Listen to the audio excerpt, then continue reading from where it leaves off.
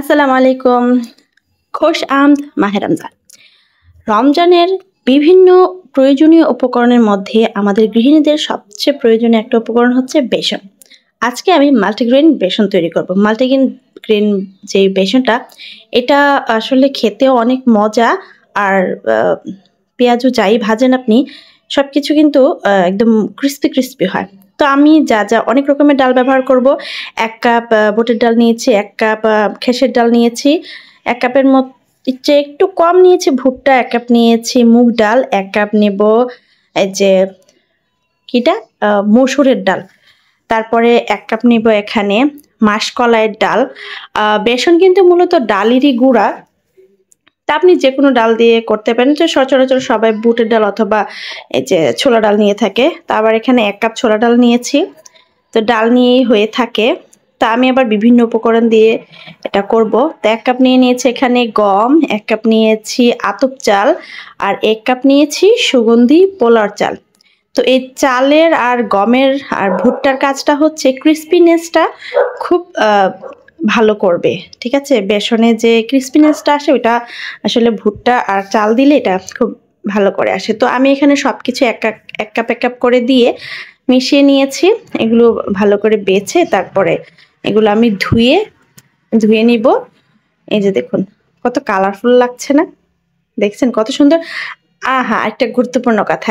এই যে আমি বেসনের যে সবকিছু একসাথে করে নিচ্ছি, এই বেসন তৈরি হবে এটা দিয়ে আরো ২ টা উপকরণ একদম রেডিমেড হয়ে যাবে।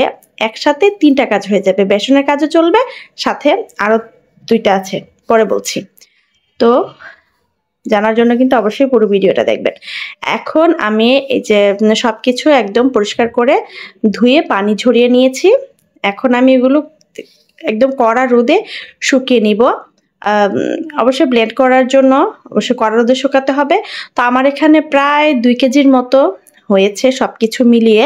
তো আমি ভেবেছিলাম যে এগুলোকে আসলে আমি ব্লেন্ডারে করব না, অনেক সময় লাগবে। আমি পেশানো ঘরে দিয়ে একদম মেশিন থেকে গুঁড়া করে নিয়ে আসবো। এই তো ছাদে নিয়ে আসলাম সবকিছু আমি এখানে ছাদে শুকাতে দিব। এখানে আরেক আন্টিও বেসন দিয়ে রেখেছে। তো এখানে আমার অনেক বড় একটা ভুল হয়ে গেছে। ছাদে যে কবুতর আসে এটা আসলে আমার এত একটা মাথায় ছিল না। আমার অর্ধেকের বেশি গম আর ভুট্টা, মুগ ডাল এগুলো খেয়ে নিয়েছে এই যে কবুতরে। পরে যখন বিকেলবেলা গেলাম গিয়ে দেখি কত কবুতর পড়ে আছে। কি আর করার, এগুলোই এখন নিয়েছি। তো অনেকটাই কমে গেছে, অর্ধেকের মতো কমে গেছে। তো আপনারা যারা ছাদে শুকাবেন অবশ্যই কাপড় দিয়ে ঢেকে দিবেন বা কিছু একটা দিয়ে ঢেকে দিবেন। তো আমার ৬ তলার ছাদ ছিল, তো এত ধুলাবালির এত একটা টেনশন ছিল না। তো এই তো সবকিছু যখন ভালো করে শুকিয়ে গেছে এখন আমি এই তো ব্লেন্ডারে ব্লেন্ড করে নিচ্ছি। অল্প কমে গেছে অনেকটা, তাই আমি আর মেশিনে বাজারে দিলাম না। আমি ঘরেই সবকিছু একদম ব্লেন্ড করে নিচ্ছি। এই যে পাতলা যে চিকন ছিদ্রের যে চালনি হয়, এই চালনি দিয়ে খুব ভালো করে চেলে নেবেন। তাহলে বেসনের যে দানাটা সূক্ষ্ম হবে, মিহি হবে বেসনের দানাটা। ঠিক আছে? আমার মতো কারা আছেন যে ঘরে বেসন তৈরি করে নিতে চাইছেন? আসলে আমি সচরাচর ঘরে বেসন তৈরি করি না। তবে এখন আমার ইচ্ছে হচ্ছে যে ঘরেই তৈরি করি। কারণ বাজারে যে বেসন হয় এই বেসনগুলো আমার কাছে মনে হয় অনেক রকমের মিশ্রণ থাকে, ডালের পরিমাণ খুবই কমই থাকে। যার কারণে আমি আমার মতো করে আমি বেসন তৈরি করব, স্বাস্থ্যসম্মত এবং খুবই ভালো। এই যে দেখেন গতকালকে মাছ ভাজতে গিয়ে হাত পুড়ে ফেলেছে। আমাদের গৃহিণীদের যে কত ঝামেলা, হাত কেটে যায়, হাত পুড়ে যায়, গায়ে পর্যন্ত মাছের ছিটা পড়ে। কিছু করার নাই, এটাই আমাদের জীবন। এই তো আমি সব গুঁড়া একদম করে নিয়েছি দেখুন। এখন আমি একটা এয়ারটাইট বক্সে এগুলো স্টোর করব। আপনারা চাইলে এটাকে এখন রোদে শুকিয়ে আপনারা বাইরে মানে যে কোনো বক্সে বাইরে রাখতে পারেন। তবে আমি আর রোদে দিচ্ছি না, আমার বাসার অনেক উপরে ৬ তলার উপরে উঠতে হবে, যার কারণে আমি আর রোদে দিব না। আমি এটাকে নর্মাল ফ্রিজে স্টোর করে রেখে দিব।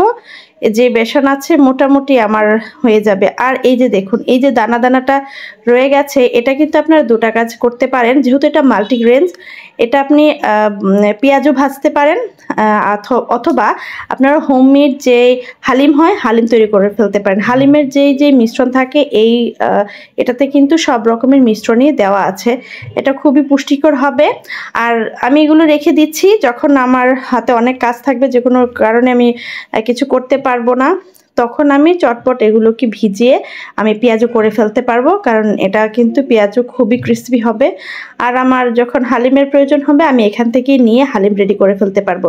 হলো না, এক কাজে তিন কাজ, বেসনও হয়ে গেল, হালিমের মিশ্রণও হয়ে গেল, প্রয়োজনে আপনি এখান থেকে পেঁয়াজও ভেজে নিতে পারবেন, তাই না?